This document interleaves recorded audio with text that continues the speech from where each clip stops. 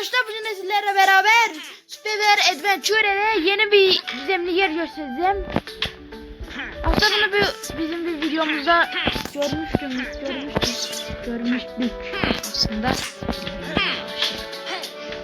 Arkadaşlar şurada geldik ya. Şurada bir gizemli yer. Şimdi hemen böyle yaptık.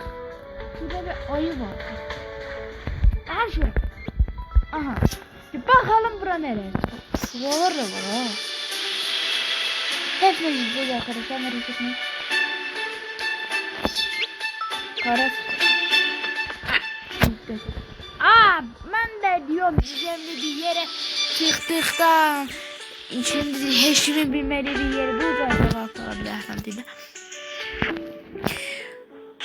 Şimdi başka nerede vardı? Ha şu. Beyaz ne ya? Beyaz şey mi? Ne oluyor?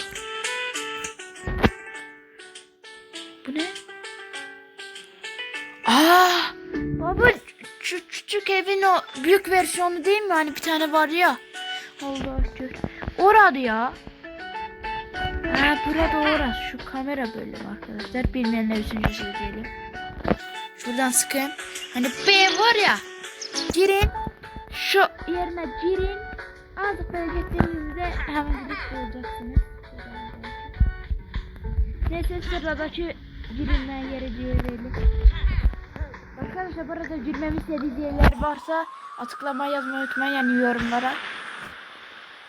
Ben bir tane şurayı merak ediyorum ha.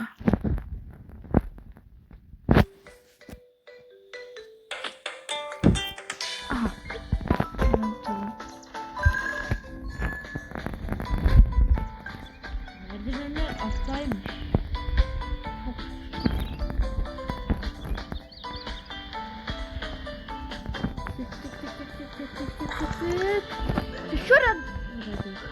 Şurada durun.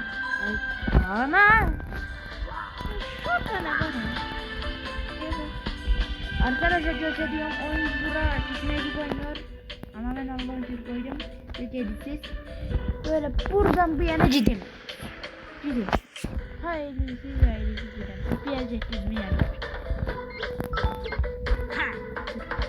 Oğlum su değil ki burada. Su değil ki zaten. Sahte su değil. Şuradaki arkadaşlar şura. Bakalım arkadaşlar buraya giriliyor mu?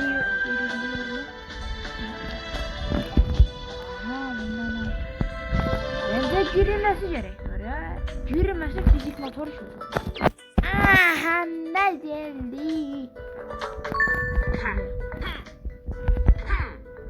Ne oluyor? Beklemiş arkadaşlar. Arkadaşlar bir şey değiştirsin beklemişler.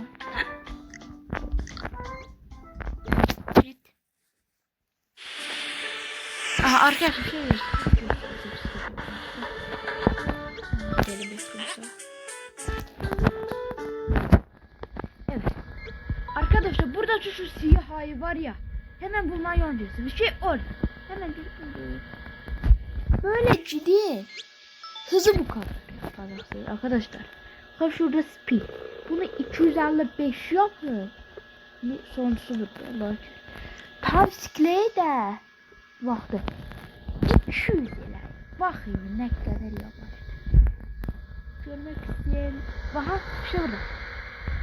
Böyle görebilirsiniz. Bu arada şu yeşil yerde ne var diye merak edenler için de hemen gösterelim. Allah'ın izniyle. Hemen. İşte bu yeşil yerde hiçbir şey yok. Bu resim bile resmen arkadaşlar bakın divara sabit değil, aralı. Bizi kandırmışlar. Hiçbir şey yok. Hiçbir şey koymayacağız. Bunu koyacağımızda ne yapıyoruz ya? Ayı mı, tavşan mı, düştü dinozor mu? Bilenle yorumlara yazın. Arkadaşlar bu sözüne yazıyorum. Bana bir anlatmayacağım. Hemen şurada ekran görüntüsü alın değil de. Lütfen ya. Arkadaşlar işte backrooms'a böyle. Hemen çıkalım.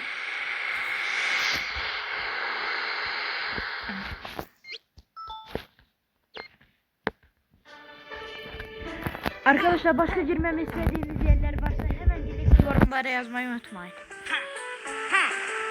Like atıp abone olmayı unutmayın. Bay bay.